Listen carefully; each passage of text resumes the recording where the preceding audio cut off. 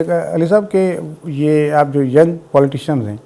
ان کے لیے ایک زبردست ایک ٹریننگ بھی ہے، یہ پروسیس ہے کہ جس طرح ایک جو منسٹر ہے وہ تو خیر اپنی منسٹری کے بارے میں جس طرح آپ نے بتایا نا کہ وہ زیادہ پر اعتماد جواب دے سکتا ہے بنسبت دوسری کسی منسٹری کے، لیکن آپ جو دیتے رہے ترجمان ہیں، آپ نے تمام منسٹریز کے بھی جواب دینے ہیں، سی ایم کیا کر رہے ہیں، پھر پارٹی پالیسی کیا ہے، حکومت کی پالیسی کیا ہے، وہ ساری چیزیں بتانی ہیں، پھر آپ کے خلاف جو کوئی دوسری پارٹی بات کر رہی ہے اس کو ریسپونڈ بھی کرنا ہے،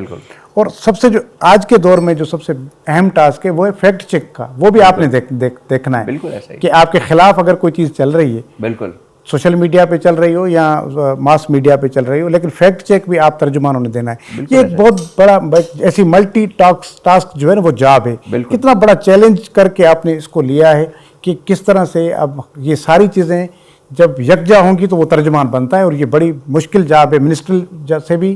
اور مطلب ہر چیزوں سے ہٹ کے، تو کتنا بڑا چیلنج ہے یہ آپ لوگوں دیکھیں بہت بڑا چیلنج ہے، اور ترجمانی میرے حساب سے اگر آپ اٹھا کے دیکھیں جن لوگوں کو ترجمان بنایا ان میں بڑا ایک مکس وہ ہے، ینگ تو سبھی لوگ ہیں مگر کچھ ایکسپیرینس سیاستدان بھی ہیں اور کچھ نیو کمرز بھی ہیں۔ اب ظاہر سی بات ہے ترجمانی آپ نیو کمرز سے ایکسپیکٹ نہیں کر سکتے کہ اس طرح کریں، مگر ایک ساتھ سب کو اناؤنس کرنے کا مقصد یہ ہے کہ کچھ جو نئے ہیں وہ ٹرین ہو جائے، جو پرانے ایکسپیرینس ترجمان ہیں وہ ترجمانی اپنے ایکسپیرینس طریقے سے کریں تو باقی لوگوں کو سیکھنے کا موقع بھی ملے، اور کام بھی ڈیوائڈ ہو جائے۔ اس لیے ڈیلی بیسس پہ 5 6 7 8 ٹاپکس تو ایشوز آ ہی جاتے ہیں جس پہ ہمیں رسپونڈ کرنا پڑتا ہے۔ ظاہر سی بات ہے ہر ترجمان 24 آورس اویلیبل نہیں ہوتا، تو وہ اس طرح سے ہم نے اس کو کر لیا، اور ابھی تک الحمدللہ بڑا اچھا ہے۔ اچھا ایک اور بھی چیز جو کیونکہ جس جماعت میں آپ رہے ہیں MQM میں، اس کا ایک معاملہ اس حوالے سے تھا اس وقت، اور یہ ہم میڈیا میں ہمارے لیے بڑا ایزی تھا کہ کسی ایک فرد ہوتا تھا جس کو فون کرتے تھے اور ہم کہتے تھے کہ بھی ہمیں MQM کا کوئی نمائندہ چاہیے پروگرام کے لیے، وہ صرف اتنا پوچھتے تھے کہ بھئی پینلسٹ کون ہے اور ٹاپک کیا ہے، اور پھر تھوڑی دیر کے بعد وہ خود ہمیں فون کر کے بتا دیتے کہ ہماری طرف سے یہ MPA یا یہ MNA یا یہ منسٹر اویلیبل ہوگا۔ بدقسمتی پیپلز پارٹی یہ میکنزم نہیں بنا سکی، جبکہ جب جس طرح کا بھی پروپیگنڈا ہو رہا ہو وہاں پیپلز پارٹی کے ایک نمائندے کا ہونا بہت ضروری ہے کہ وہ اس کو ریسپونڈ کرے۔ تو آپ کے پاس آپ نے کیوں یہ سجیشن دی ہے پرانے تجربے کی بنیاد پر پیپلز پارٹی کو کہ وہ بھی اس طرح کا میڈیا سیل تو موجود ہے لیکن میڈیا سیل اس حوالے سے کوئی اپنا اتنا بڑا رول نہیں ادا کر رہا؟ میں نے تو ٹو بی آنیسٹ تجویز سے نہیں دی، مگر آلریڈی ہے ایگزسٹنگ ان کی پیپلز پارٹی کی اپنی میڈیا کی ٹیم ہے جو MNA MPAs جو ہم تو سندھ حکومت کے ترجمان ہیں، اسپوکس پرسن ہیں، مگر پیپلز پارٹی کے بھی کچھ ایسے ان اناؤنسڈ ترجمان ہیں آلریڈی۔ وہ تو پارٹی کا ہر کارکن ترجمان ہے، وہ تو پارٹی ہاں، مگر وہ پھر تھوڑا اگر لیڈر ہو جیسے MPA MNA ہو گیا یا منسٹر ہو گیا تو ان کو ٹاک شوز پہ وہ ویسے بھیجتے ہی رہتے ہیں، اور ان چیزوں کو ہم نے ویسے اوور پیریڈ ٹائم، میں نہیں کہوں گا میری کنٹریبیوشن ہے اس لیے نہیں تھی، مگر میں نے خود ان چیزوں کو ایوالو ہوتے ہوئے دیکھا ہے۔ میڈیا شرجیل میمن صاحب ہو گئے، شازیہ ہماری صاحبہ ہو گئیں، انہوں نے کافی ایفرٹس کر کے ان چیزوں کو سینٹرلائز کیا ہے، جس میں اب ٹاک شوز پہ بھی کوئی پیپلز پارٹی کا لیڈر یا MPA MNA جا رہا ہوتا ہے تو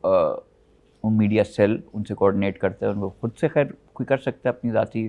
کیپیسٹی میں، مگر وہ میڈیا سیل کے تھرو بھی ہو رہا ہوتا ہے کہ ان کو بھیج رہے ہوتے ہیں ڈفرینٹ ٹاک شوز پہ یہ وہ، اور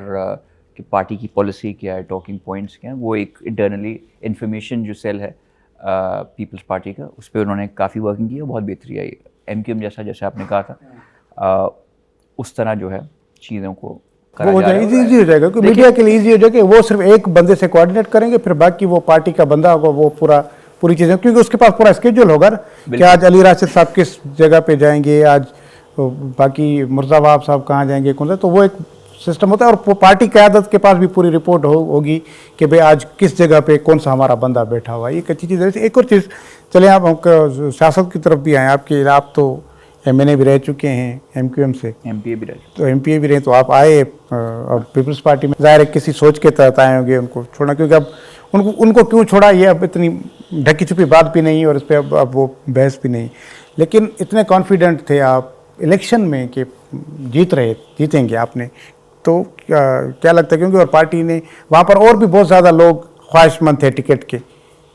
تھوڑا چلتا رہا معاملہ ٹکٹ کا کہ کس کو دینا چاہیے، لیکن بہرحال وہ آپ کے حق میں آیا معاملہ. شکست کی ہارنے کی وجہ کیا تھی؟ دیکھیں 2-3 چیزیں. پہلی چیز تو آپ نے کہا کہ وہ 2-3 لوگوں کے اور بھی نام چل رہے تھے مگر ٹکٹ آپ کو دیا. دیکھیں مجھے پارٹی کی جو بھی فیصلہ تھا وہ پارٹی کا اپنا تھا اور میں گریٹفل ہوں پارٹی کو کہ انہوں نے مجھے کنسیڈر کیا, مگر ایک اس کی طویل جدوجہد رہی.